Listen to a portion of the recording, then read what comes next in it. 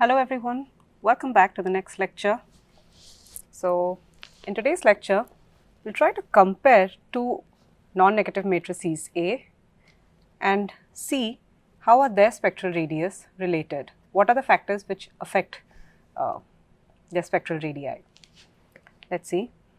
So, suppose we start with two non-negative matrices A and A prime. Now, if A is less than A prime, then we can say with certainty that the spectral radius of A is also less than the spectral radius of A prime. What does this mean? So, it means that, let us say, let's rather start with the adjacency.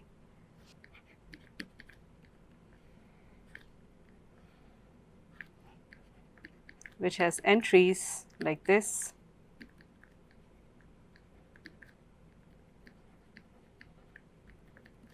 What we know here is that every Aij is greater than equal to 0. Additionally, we have another matrix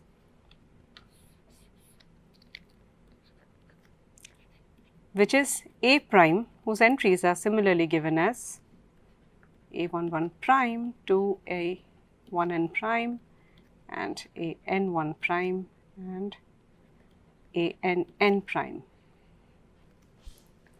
It is given to us that A is less than equal to A prime entry wise, meaning if I pick any entry here, let us say Aij, and any entry here A prime ij, the relation between them is that Aij is less than equal to A prime ij.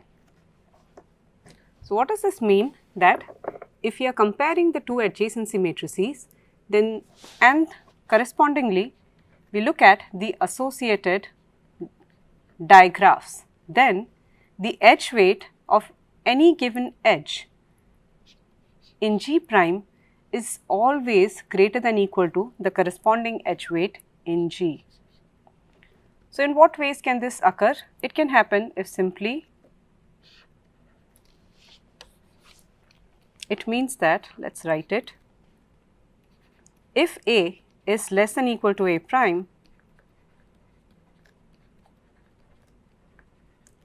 then either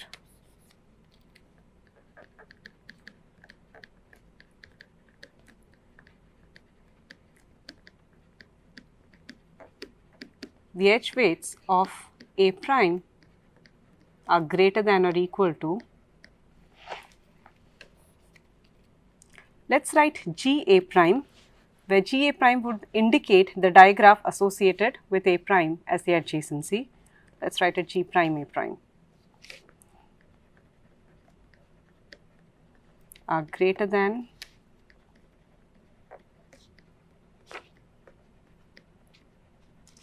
or equal to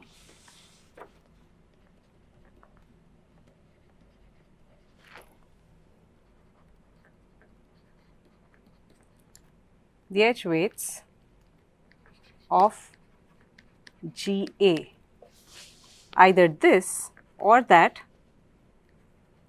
G prime A prime has more number of edges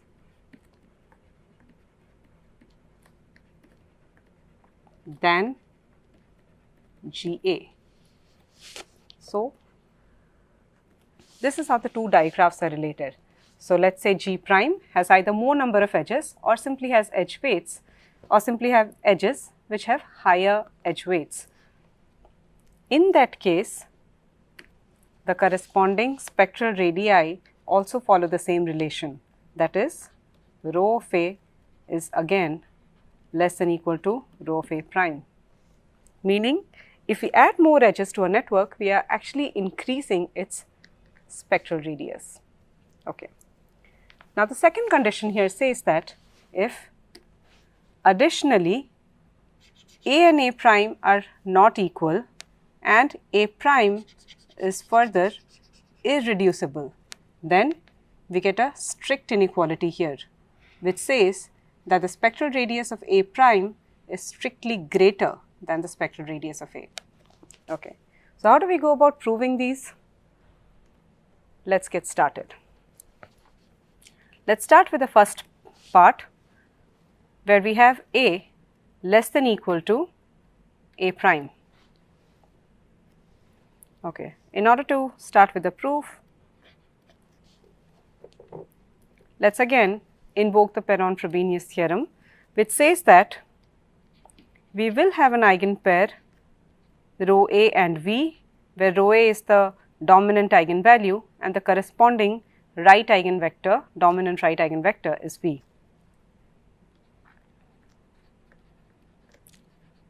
Let us say that it is the dominant eigenpair.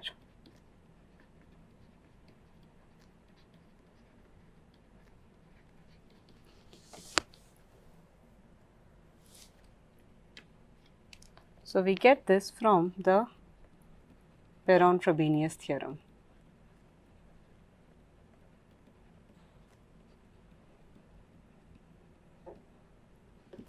Okay. And what is the relation that is given to us? We know that A is less than equal to A prime. This will imply that when we multiply V on both sides, we get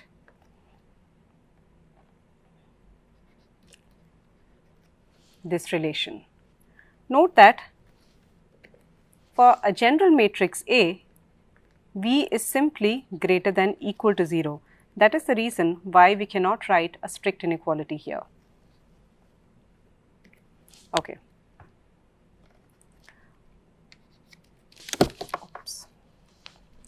Again, what do we have from the Perron-Frobenius theorem? We know that AV is equal to rho A times V. Meaning here we can directly substitute rho A times V, which is now less than equal to A prime times V. Okay. So, let me now remind you of the first result which we talked in the previous lecture.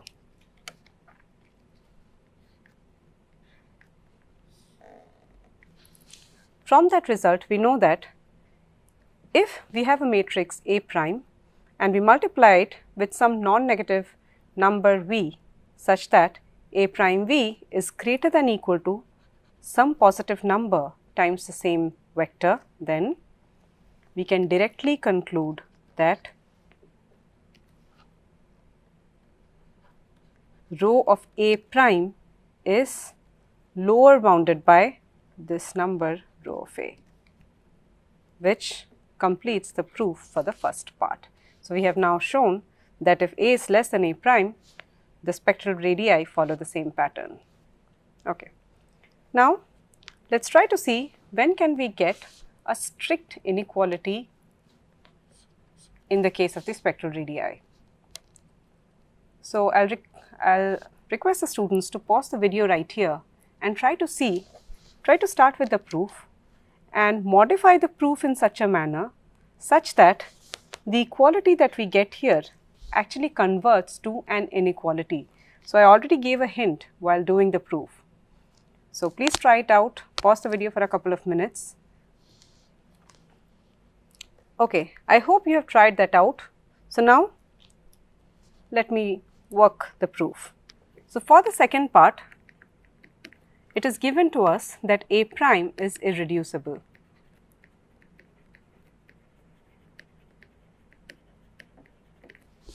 Let us further assume that A is also irreducible.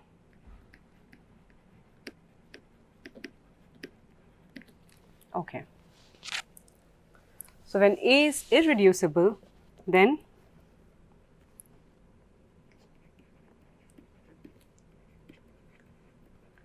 from the Perron-Frobenius theorem,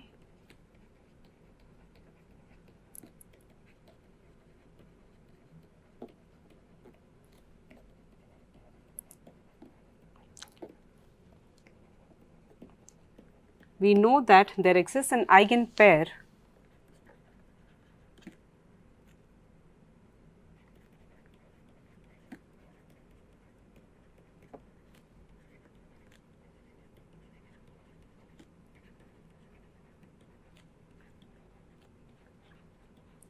rho A comma V, where, let me write, we know that there exists a dominant eigenpair.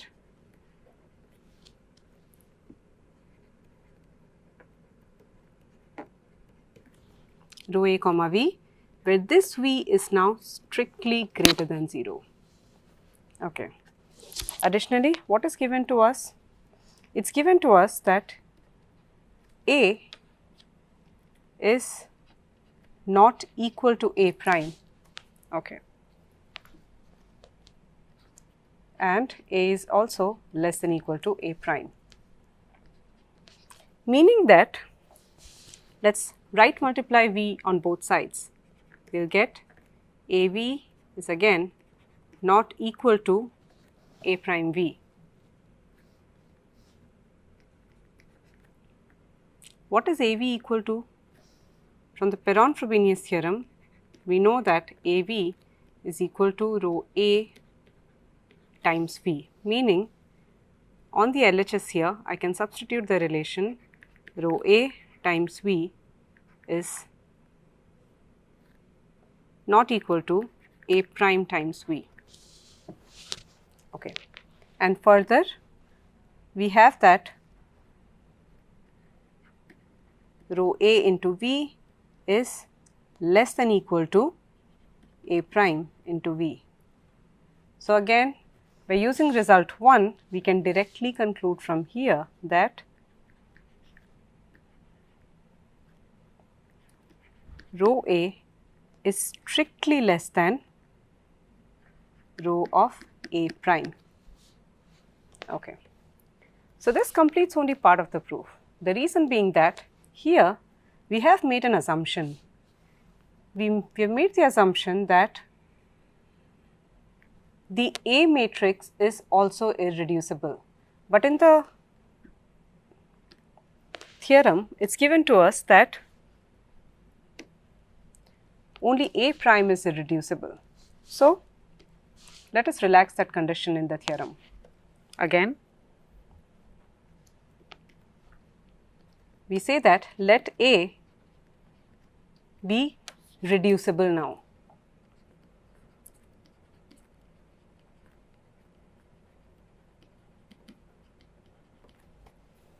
Okay. Now, we can always construct a matrix B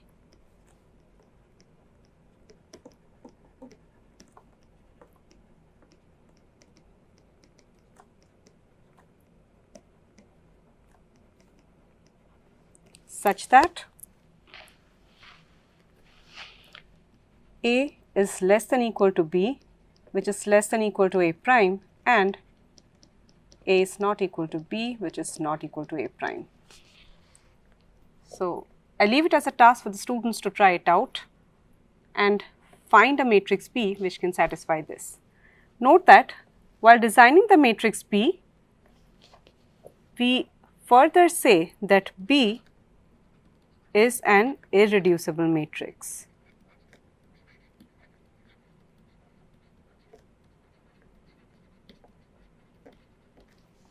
Now, since B is an irreducible matrix, then again the proof that we discussed in this part holds completely here, which would imply that rho of B is strictly less than rho of A prime. Okay. And what do we already have? We have that A is less than equal to B. So what do we know from the first part of the? So we know from here that if A is less than equal to A prime, then the spectral radii follow the same pattern, meaning if A is less than equal to B, we will directly get that rho of A is less than equal to rho of B, which is now strictly less than rho of A prime, which implies rho of A is less than rho of A prime, which completes our proof. So what have we shown? We have shown that if, let's go to the theorem here. We have shown that if A is not equal to A prime and A is less than or equal to A prime, if both of these conditions hold simultaneously and further A prime is irreducible, then the spectral radii follow this strict inequality. Okay. This completes our proof. Now, let's look at one more interesting result. So, what does this result say? Again, let's start with a non-negative matrix A and a corresponding digraph G. Now, the following results hold. First, let us look at A1n. Okay. Before getting into this, let's quickly write here on the side what exactly is A1n.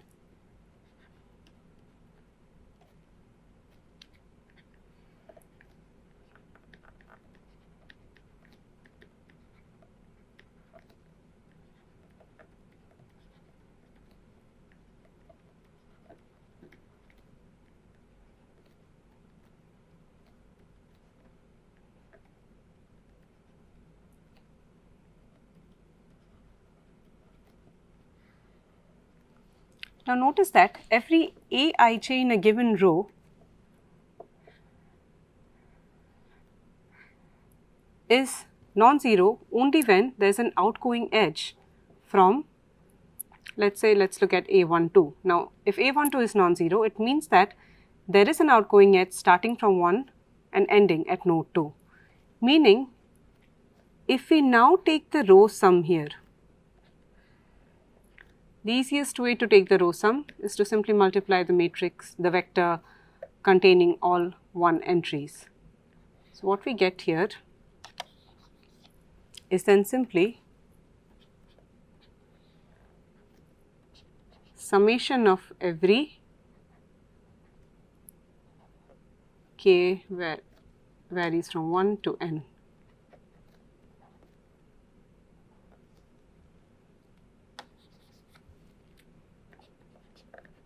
K varying from 1 to n, A1k, and this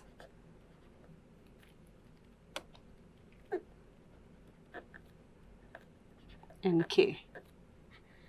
So, meaning every term here, so this implies ith entry of A1n is simply equal to the out degree of the ith node.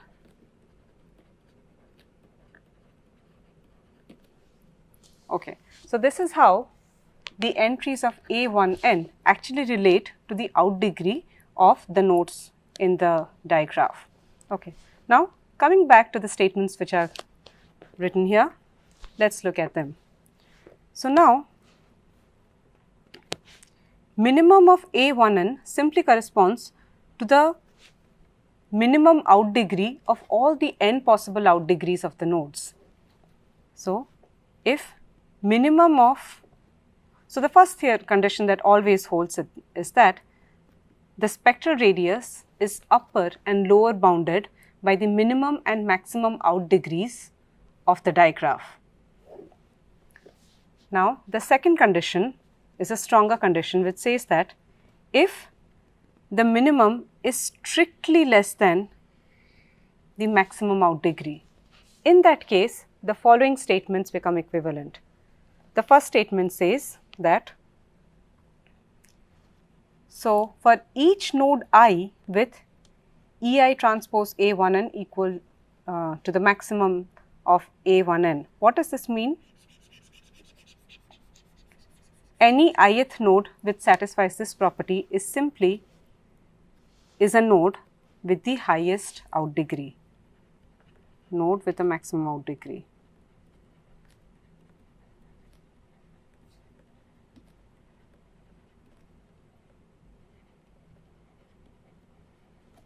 Okay. Now, for each node with the maximum out degree, there always exists a directed walk to, let's go to the highlighter, yeah. There exists a directed walk in G from node I to a node J, and what is the property that node J satisfies? It satisfies this property. It means that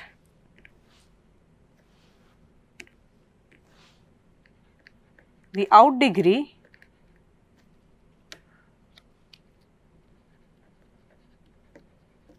of J is less than the maximum out degree, is strictly less than.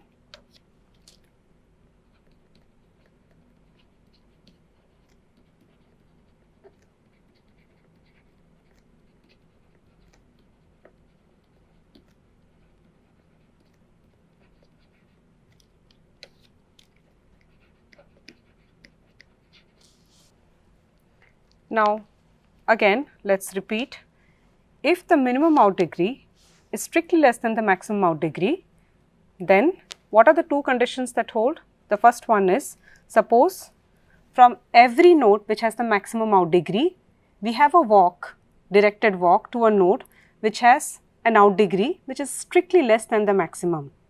If that holds, then we know that the spectral radius is strictly upper bounded by the maximum out degree of the digraph. Now, let us quickly look at a couple of examples where we can apply these results. So, in the first undirected network that we see here, so this is an undirected graph, which of course has a symmetric adjacency matrix.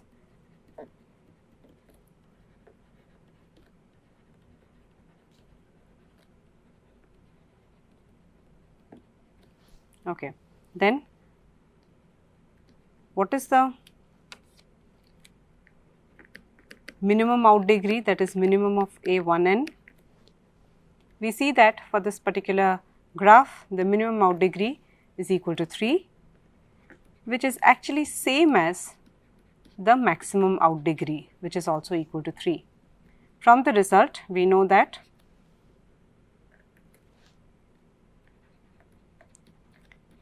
the minimum out degree and the maximum out degree actually upper bound the spectral radius, which implies 3 is less than equal to rho of A, less than equal to 3, which implies that rho of A is actually equal to 3.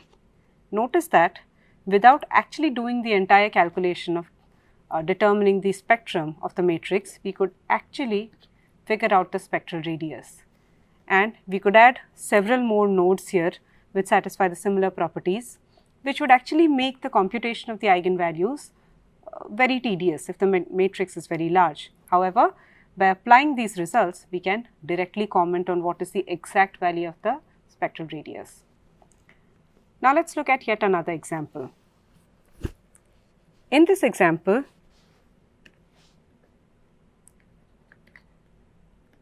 the minimum out degree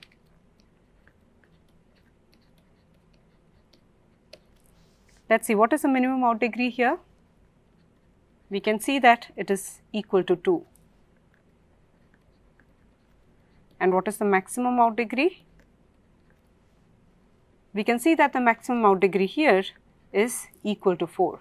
So, again by applying the result that we just discussed, we can say that the spectral radius is lower bounded by 2 and is upper bounded by 4. Okay. So, this brings us to an end to today's lecture. So, we will conclude by saying that using these results, we can actually determine the bounds on the spectral radius without actually having to do the tedious calculation of computing the entire spectrum of the matrix. In the next lecture, we will talk about some more properties associated, some more spectral properties associated with non-negative matrices, which will allow us to comment on the convergence properties of consensus protocols. Okay, thank you.